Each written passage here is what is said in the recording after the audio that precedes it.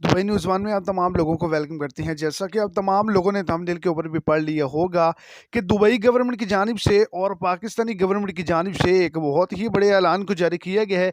Dubai के अंदर कितने रोज़े रखे जाएँगे और पाकिस्तान के अंदर कितने रोज़े रखे जाएँगे।